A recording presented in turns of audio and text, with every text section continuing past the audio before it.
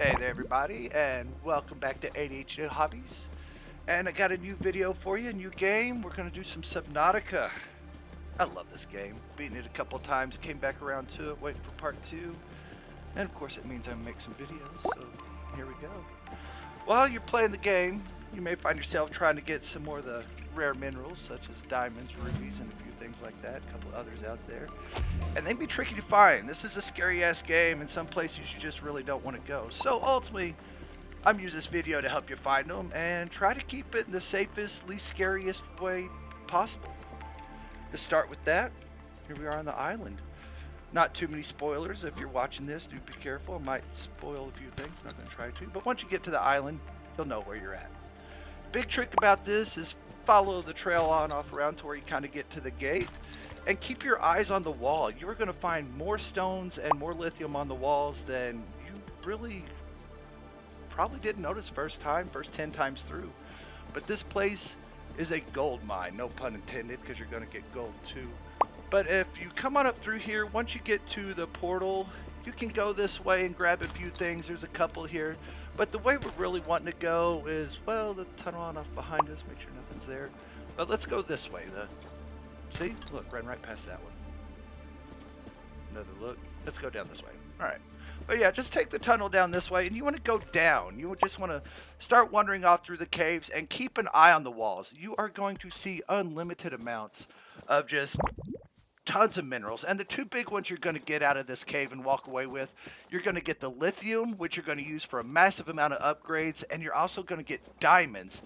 Early on in the game, if you can get your hand on the diamonds, it's great because it helps with that cutter and lets you start getting into some of those little sunken wrecks that you see around. You're also going to get a good chunk of gold while you're here, so it's a great place to farm. Alright, the next few items on our list, we're going to start at Life Pod 17. If you haven't made it to Life Pod 17, it's a great spot, great place to build a base. It's just great. What can I say?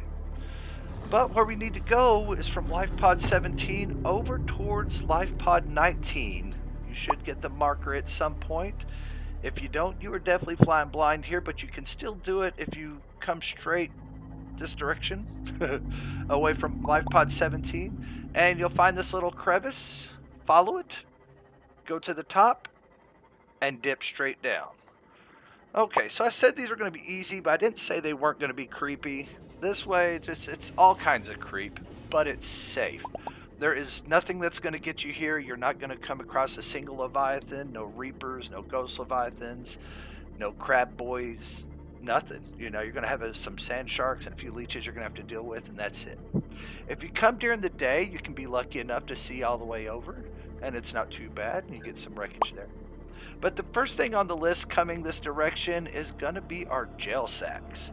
I think these are underrated. First off, you're going to need them for the aerogels, which are used in a lot of your upgrades and some more high-end stuff. But they're also useful for your bioreactor. They grow fast and they provide a lot of energy. You can just set them outside and throw them in there. I use them all the time for my bioreactor. There's also the other trick to them, and you can do this when farming most anything. Make sure you smack it a couple of times, get some seeds off of it, and then pick it up. Can't argue with that. Doing it this way, when you come farming, you really just need to grab one gel sack, and after that, you can have an unlimited amount for all your needs. The next item on our list goes hand in hand with the gel sacks. We're going to look for some rubies. You're going to need the gel sacks and rubies to make your aerogel, again for some of those other things, but you can't have one without the other. And lucky for us, they put them all here in the same spot, so you can grab your gel sacks and just make sure you check the walls and look around for the rubies. Be a little careful, the leeches and some of the other bugs, critters and things match them, so just make sure it doesn't move before you swim up to it. Another thing that's kind of a cool trick with the rubies, and a lot of things actually, is don't shine your lights. If you notice, I wasn't swimming around with a flashlight. Instead, I was just swimming around in the dark. Like here, you can see they glow in the dark. Hard to see, easy to see. Hard to see, easy to see. I know, right? Silly trick. But it works. And if you don't mind getting out and swimming around, like I said, it's creepy but safe, but makes it hella easy to find. The next item on our list is going to be blood sacks. And I have a couple places I'm going to show for this one simply because one of them kind of comes with a bonus item, but it's a little bit more difficult to get to. The first one's really simple. In the hole we were just digging around in for the gel sacks and the rubies, when you get to the bottom of it, if you just hook a hard right, you'll come up over here and, well, there we are. We got blood reef, or whatever the game calls it. And it's a good place to pick up blood sacks. You're going to find a few of them just on the outskirts here. Easy to get to. It gets a little deep here. You might find some critters down there you don't want to deal with, but just peeking your head in here, you can grab the few blood sacks that you need for early on leveling some things up, and just maybe scan a few things too.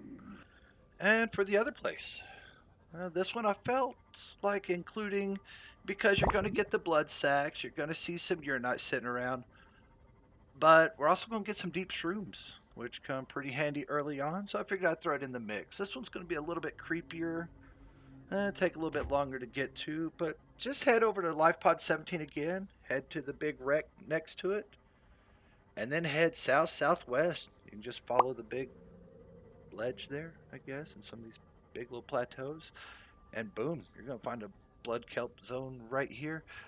This is the only warper that I came across, and the only one I've had to deal with multiple times. Been coming here since early.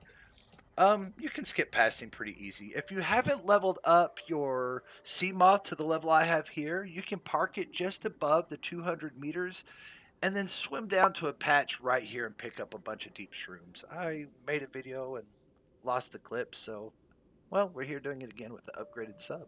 But as long as you follow this ledge right here and don't go down to Creepsville, you're perfectly safe. You can just come right across here, and there's another big batch of deep shrooms. Don't eat them. I don't know what they're going to do. But they work great for batteries and such, so just pick a couple and be gone. Alright, well, I hope y'all found that easy and not too creepy. Pretty fun tutorial to do. Ooh, probably need to heal that guy up. Looks like I have a few Subnautica videos in the pipeline for me here. And if you enjoyed this one, give it a like, give it a subscribe. Let me know what you think. Definitely going to be doing a lot of content when Subnautica 2 comes out. You don't want to miss that. So until the next game, next video, next stream, whatever I got going on, you have a great day.